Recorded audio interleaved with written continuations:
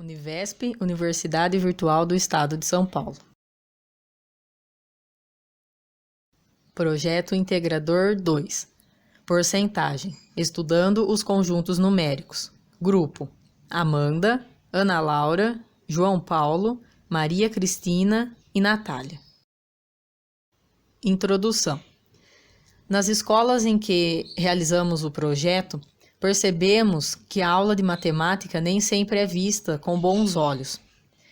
Nossa proposta é ensinar através de jogos na sala de aula, trabalhando de uma forma mais lúdica com os alunos. Problemas. Os alunos querem aprender, mas não demonstram interesse pelo conteúdo. Eles apenas realizam os exercícios propostos para validar as notas e não argumentam sobre o conteúdo dado. E assim, o descontentamento dos educadores em relação a isso é muito claro. Objetivo: trabalhar com os alunos de uma forma mais lúdica e prazerosa, para que os mesmos busquem aprender com mais interesse sobre o conteúdo, que é compreender números decimais e fracionários, compreender porcentagem através de jogos e exercícios, e efetuar cálculos e resolver problemas envolvendo a porcentagem. Justificativa. O tema porcentagem é muito importante, já que são utilizadas em inúmeras áreas. Procuramos trabalhar esse tema em conjunto com jogos e atividades lúdicas para melhor entendimento dos alunos. Nesse contexto, os jogos podem ser considerados instrumentos para que o professor avalie o desempenho do aluno, visto que alguns alunos aprendem melhor através do contato com o jogo ou o lúdico.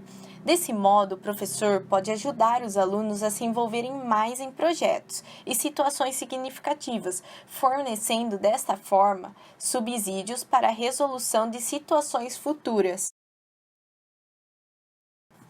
Aplicações das disciplinas estudadas no projeto integrador.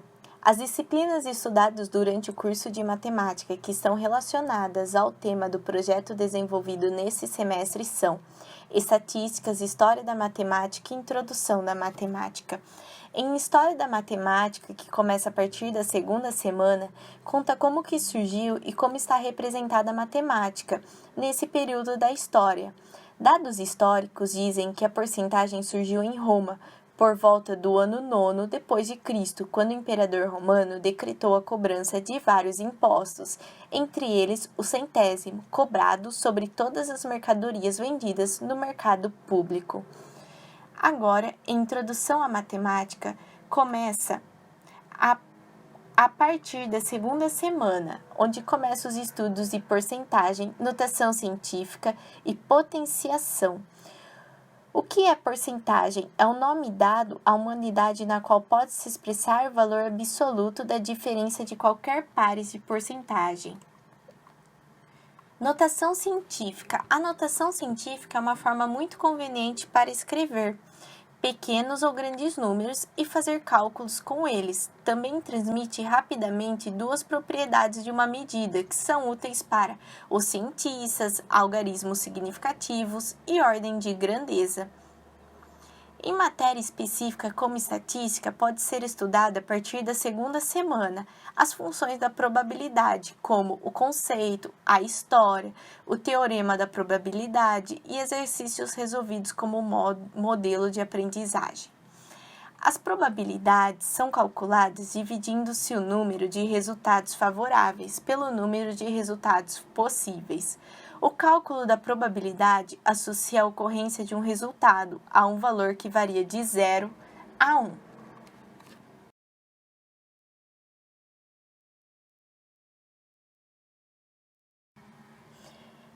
Materiais e métodos empregados.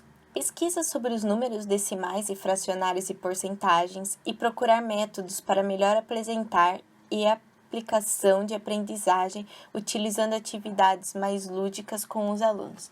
Primeiramente, nós fomos até as escolas de nossas cidades para podermos observar e encontrar um método de elucidar o conteúdo, onde os alunos se sentissem atraídos pela matéria, e dispusessem da vontade de aprender conosco. Após a visita, nós notamos alguns pontos favoráveis e desfavoráveis que encontramos. Nos reunimos e decidimos como conduzir o estudo.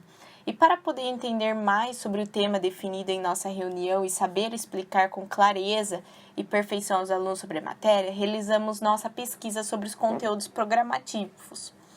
Números decimais e fracionários. Que são os números decimais? São os números racionais, não inteiros, expressos por vírgulas, e que possuem escasas decimais, como, por exemplo, 1,54, 2,8, 9,6, e eles podem ser tanto positivos como negativos. E também como valores correspondentes, como os números fracionários, que são expressos da seguinte maneira, que é 1 sobre 2, 3 sobre 4, 1 sobre 8. E os números decimais, que são um modo de utilizar a calculadora comum na introdução dos decimais a partir das associações. E como trabalhar os números decimais? A gente pode trabalhar os números decimais como moedas, como o valor de 1, 50 centavos, 25 centavos, 10 centavos e 5 centavos. Agora, os números fracionários são divididos como aqueles que representam uma ou mais partes do todo, isto é, ao dividir um objeto em um determinado número de partes, como o gráfico de pizza ou uma laranja. E os números que se encontram à parte de cima da fração é chamado de numerador, e o encontrado abaixo da fração é chamado de denominador. E existe ainda 4 tipos de frações. As frações próprias, que são aquelas em que o numerador é diferente de zero e é menor que o denominador. As frações impróprias, que são aquelas que o numerador é maior que o denominador, exceto os casos em que são múltiplos. As frações transparentes e as frações decimais, onde possuem o denominador um múltiplo de 10. Aí tem também a porcentagem, que tem como relatos históricos que datam que o surgimento dos cálculos percentuais aconteceu por volta do século I a.C., na cidade de Roma. Nesse período, o imperador romano decretou inúmeros impostos a serem cobrados de acordo com a mercadoria negociada. E um dos impostos criados pelos chefes romanos era denominado centésimo e obrigava o comerciante a pagar 1 centésimo para a venda das mercadorias no mercado. Naquela época, o comércio de escravos era intenso e sobre as vendas era cobrado um imposto de 1 sobre 25. Os cálculos eram simples, sem a utilização de símbolos e porcentagem. Elas eram realizadas da forma mais simples, com a utilização de frações centesimais. Por exemplo, na cobrança de um imposto no valor de 6 sobre 100 avos da comercialização, eles cobravam 6 centésimos do preço do produto, isto é, dividiam o produto em 100 partes iguais e pegavam 6 partes, basicamente o que é feito hoje, sem a utilização da calculadora.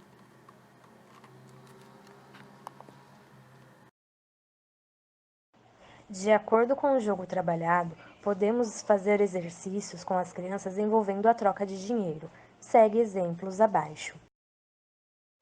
Jogo trocando valores. Para a realização dessa atividade, será necessário grupos com 5 alunos em cada, onde um será responsável por ser o banqueiro.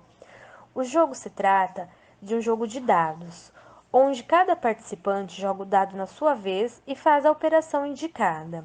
O banqueiro dará ao participante a quantia da operação, sabendo que o cálculo deve estar certo. Por acaso o resultado for 0, o participante passa a vez. Se o participante não acertar a operação, perderá o dinheiro no valor de moeda menor retirada nos dados. Se o participante já tiver moedas num total de R$1, deverá trocar por moeda de R$1. Se o participante tiver 2 moedas de R$1, por um exemplo, vai trocar por cédulas de R$2 e assim sucessivamente. A função do banqueiro é conferir os cálculos realizados durante o jogo com a calculadora, pagar os jogadores por seus acertos com moedas e realizar as trocas das moedas por cédula. Jogo dominó da porcentagem. Cada estudante precisa encaixar alguma peça sua de acordo com as peças dispostas nas extremidades do dominó, um de cada vez. Quando o jogador colocar a peça referente com a resposta correta, ganha um ponto e é passado para o próximo jogador da roda. Quando algum jogador não houver a peça correspondente à resposta, é pulado a sua vez e passado para o próximo jogador. As peças podem ser encaixadas de forma que uma porcentagem se encaixe como uma representação. Exemplo, 53% encaixa com alguma peça que represente 53% ou com outra que tenha o valor numérico de 0,53 e assim por diante. Agora vamos fazer um feedback, um resumo sobre o protótipo final. Todas as atividades foram programadas e executadas com sucesso e gratulação. Os alunos foram muito participativos e se empenharam para vivenciar uma nova maneira de aprender a matemática. Todas as eventuais dúvidas que vieram a surgir foram sanadas e quando houve necessidade de uma outra maneira de explicação, foi feita.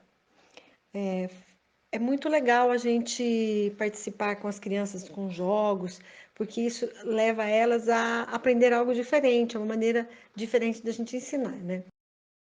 E vamos para as nossas considerações finais.